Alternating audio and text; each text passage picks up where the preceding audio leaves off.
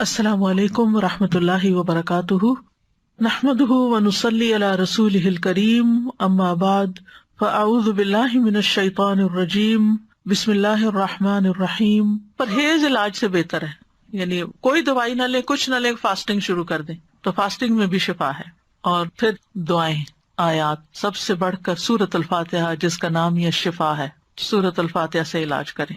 خارجہ بن سل تمیمی اپنے چچا سے نقل کرتے ہیں، ایک مرتبہ وہ رسول اللہ صلی اللہ علیہ وسلم کی خدمت میں حاضر ہوئے۔ جب واپس جانے لگے تو ایک قوم کے پاس سے گزرے جن کے ہاں ایک مجنون آدمی تھا، یعنی اس کا ذہنی توازن ٹھیک نہیں تھا۔ اسے انہوں نے لوہے کی زنجیروں سے باندھ رکھا تھا۔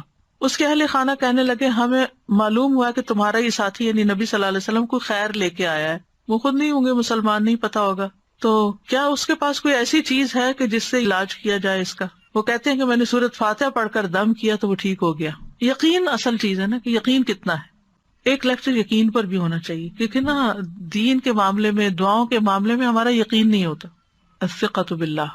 پھر جو منزل ہم پڑھتے ہیں اس میں سورۃ فاتحہ کے علاوہ آیت الکرسی ہے، البقرہ کی آخری 2 آیات ہیں، کیونکہ نبی صلی اللہ علیہ وسلم نے فرمایا جس نے سورۃ البقرہ کی آخری 2 آیات ایک رات کو پڑھی وہ اسے ہر آفت سے بچانے کے لیے کافی ہوں گی۔ اور آیت الکرسی کا تو فائدہ آپ کو معلوم ہی ہے۔ پھر معوذات ہیں، قل هو اللہ احد، قل اعوذ برب الفلق، قل اعوذ برب الناس۔ نبی صلی اللہ علیہ وسلم نے فرمایا صبح اور شام 3 بار معوذات کہہ لو تو یہ ہر چیز سے تمہیں کفایت کریں گی۔ پھر یہ دعا جو کل میں نے آپ کو بتائی تھی، انی مسنی الضر وانت ارحم الراحمین۔ اور اگر وسوسے آ رہے ہیں بہت اور بے چینی ہے اور دل پریشان ہے تو انی مسنی الشیطان بنصب وعذاب، کہ شیطان نے مجھے سخت تکلیف اور عذاب میں ڈال رکھا ہے، یعنی وسوسوں اور نیگیٹو تھنکنگ کی وجہ سے۔ حضرت ایوب علیہ السلام کا حال یاد کر کے اور پھر انت ارحم الراحمین بھی کہیں ساتھ۔ اور پھر ایوب علیہ السلام کا انداز جو ہے نا دعا کا، وہ بڑا خوبصورت ہے، وانت ارحم الراحمین، اور اپنے حال کا ذکر کیا کہ اللہ میں تکلیف میں ہوں، آپ جانتے ہیں۔ تو ہم اس طرح بھی دعائیں کر سکتے ہیں، یا اللہ آپ نے ایوب علیہ السلام کو صحت دی تھی، یا اللہ آپ نے زکریا علیہ السلام کو بیٹا دیا تھا، یا اللہ آپ نے یوسف علیہ السلام کو لوٹا دیا تھا، یا اللہ آپ نے موسیٰ علیہ السلام کی حفاظت کی تھی، یا اللہ آپ میری یہ تکلیف دور کر دیں۔ سورۃ الانبیاء میں وہ اتنی خوبصورت دعائیں پڑھتے ہیں تو دل پگھلتا ہے، سارے انبیاء کی جو دعائیں قبول ہوتی گئیں ان کا واسطہ دے کر کے اللہ آپ نے ان سب کی دعائیں قبول کی، آپ میری بھی دعا قبول کریں اور میری یہ تکلیف دور کر دیں۔ اور پھر یہ ہے کہ جیسے نیک لوگ اللہ سے اچھا گمان رکھتے تھے، ابراہیم علیہ السلام نے کہا وَإِذَا مَرِضْتُ فَهُوَ يَشْفِينِ، وہ مجھے شفا دیتا ہے جب میں بیمار ہوتا ہوں۔ یہ یقین ہو اور پھر اس طرح شفا مانگے اللہ سے کہ اللہ تعالیٰ آپ کے ہاتھ میں شفا، بیدک الشفا۔ پھر وہ جو مسنون دعائیں گرین کارڈ کی ہیں، امسح البأس رب الناس بیدک الشفا، لا یکشف الکرب الا انت، اے لوگوں کے رب تکلیف دور کر دے، تیرے ہی ہاتھ میں شفا ہے، تیرے سوا اس کو کوئی دور کرنے والا نہیں۔ نبی صلی اللہ علیہ وسلم بیمار پر ان الفاظ کے ساتھ دم کیا کرتے تھے۔ اور پھر ایک اور روایت میں آتا ہے، انس رضی اللہ عنہ کہتے ہیں کہ میں تم پر وہ دعا پڑھ کر کیوں نہ دم کروں جسے رسول اللہ صلی اللہ علیہ وسلم پڑھتے تھے۔ تو حضرت ثابت کی طبیعت خراب تھی تو انہوں نے کہا ضرور کیجیے، تو حضرت انس نے ان الفاظ کے ساتھ دم کیا، اللہم رب الناس مذہب البأس اشف انت الشافی لا شافی الا انت شفاء لا یغادر سقما۔ پھر اسی طرح یہ ہے کہ اگر کوئی جل جائے تو اس کا علاج نبی صلی اللہ علیہ وسلم نے کس طرح کیا۔ ایک خاتون کہتی ہیں کہ میں حبشہ سے واپس آ رہی تھی، مدینہ سے کچھ فاصلے پر تھی، تو کھانا پکانا شروع کیا، لکڑیاں ختم ہوئی تو لکڑیوں کی تلاش میں نکلی تو بچے نے ہانڈی اپنے اوپر گرا لی اور وہ بازو پہ گر گئی اور وہ جل گیا۔ تو وہ پھر لے کے نبی صلی اللہ علیہ وسلم کی خدمت میں حاضر ہوئی، کہا اللہ کے رسول صلی اللہ علیہ وسلم، میرے ماں باپ آپ پہ قربان، یہ محمد بن حاتم ہیں اور ان کے ساتھ یہ ہوا ہے۔ تو آپ نے اپنا لعاب دہن ڈالا اور سر پہ ہاتھ پھیرا اور برکت کی دعا کی، اور اس جلی ہوئی جگہ پر لعاب دہن ڈالتے جاتے تھے اور ساتھ یہ دعا پڑھتے تھے، اذہب البأس رب الناس واشف انت الشافی لا شفاء الا شفاؤک اشف شفاء لا یغادر سقما۔ اور پچھلے دنوں ایک پوسٹ آپ نے بھی شاید دیکھی ہو جس میں وہ کوئی حکیم یا طبیب ایسی ریکمینڈ کرتا ہے کہ اگر کوئی شخص صبح کے وقت اپنا پہلا لعاب اپنی آنکھوں کے اندر لگاتا ہے تو اس کی آنکھوں کی بینائی تیز ہو جاتی ہے اور بیماریاں دور ہوتے ہیں۔ بہرحال لعاب کے اندر بھی اللہ نے شفا رکھی ہے۔ اور پھر اسی طرح خود کو تکلیف ہو، اور یہ تو میں نے بہت دفعہ آزمایا ہے کہ درد کی جگہ پر ہاتھ رکھ کے انسان 3 دفعہ بسم اللہ پڑھے اور 7 دفعہ اعوذ بعزت اللہ وقدرتی من شر ما اجد واحاذر. بہت ہی خوبصورت دعا ہے اور بہت جلد تکلیف دور ہوتی ہے. خاص طور پہ اگر گھٹنوں وغیرہ میں تکلیف ہے تو آپ ان کو کلونجی کے آئل سے رب بھی کرتے جائیں اور یہ دعا پڑھتے جائیں تو انشاءاللہ ٹھیک ہو جائیں گے. پھر اسی طرح اگر کہیں پھوڑا پھنسی ہے چھوٹا موٹا تو اس پر نبی صلی اللہ علیہ وسلم یہ دعا پڑھتے تھے، بسم اللہ تربت اردنا بریقت عبادنا لیشفی بہ سقیمنا باذن ربنا.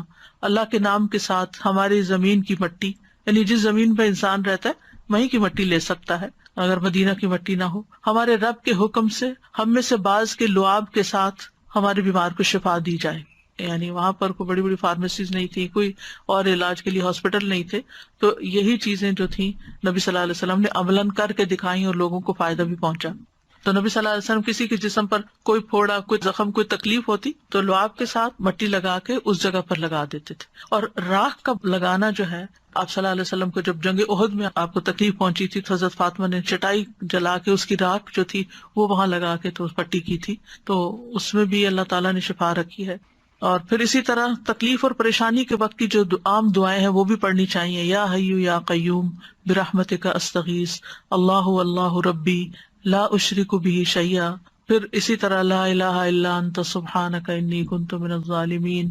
پھر نبی صلی اللہ علیہ وسلم جب کرب اور تکلیف اور پریشانی اور بے چینی ہوتی تھی اس وقت پڑھتے تھے لا الہ الا اللہ العظیم الحلیم، لا الہ الا اللہ رب العرش العظیم، لا الہ الا اللہ رب السماوات و رب الارض و رب العرش الکریم.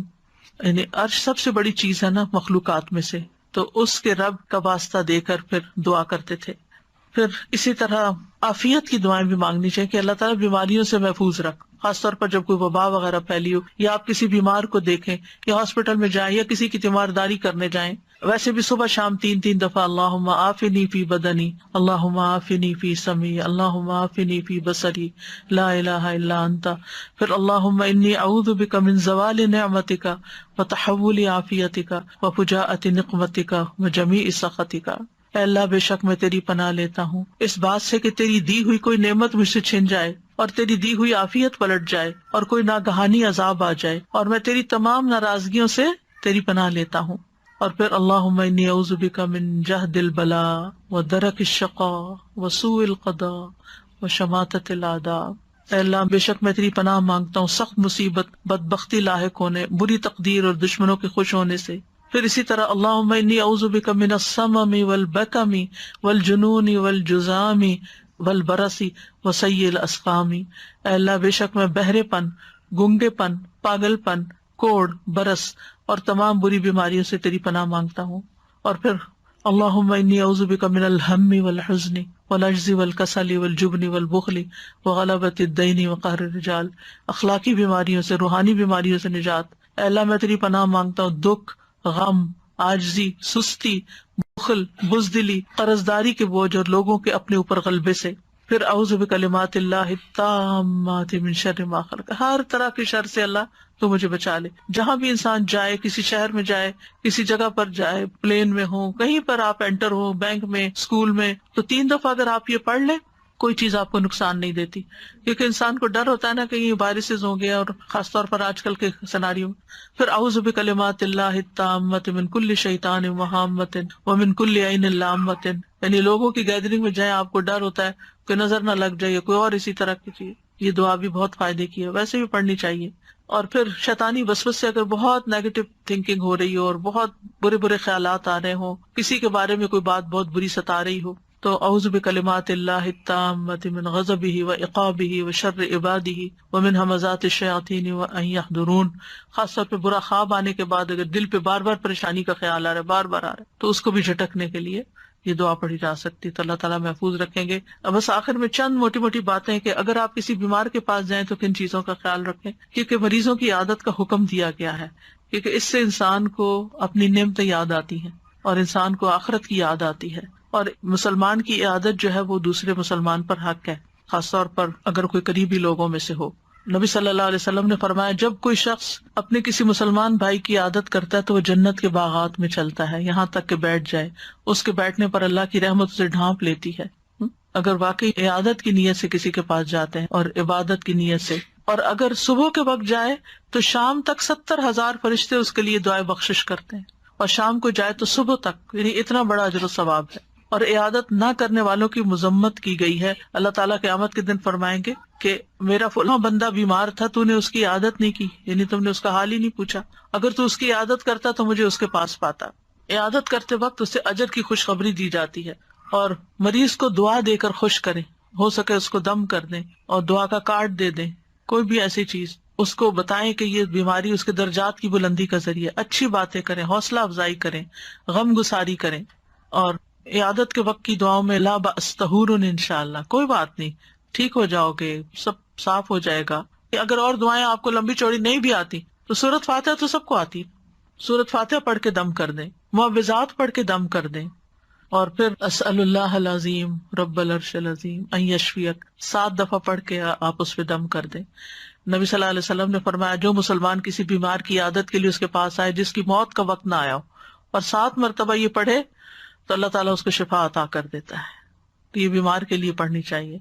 پھر اللہم اشف فلان، اگر دور بیٹھے ہیں تو دور سے دعائیں کر دیں، اور دیگر بھی اذہب البأس اور مذہب البأس، اور یہ ساری دعائیں جو پہلے میں آپ کو بتا چکی ہوں دیگر بیماریوں کے علاج میں، یہ دعائیں گرین کارڈ پہ لکھی ہوئی ہیں، ان سب کا بھی یعنی اگر آپ کے پاس زبانی یاد نہیں تو دیکھ کے بھی آپ ان کو پڑھ سکتے ہیں، اور ساتھ اپنے لیے بھی ایک دعا مانگیں کہ اللہ مجھے اس سے عافیت میں رکھنا، یعنی الحمدللہ الذی عافانی مما ابتلاک بہ وفضلنی علی کثیر ممن خلق تفضیلا۔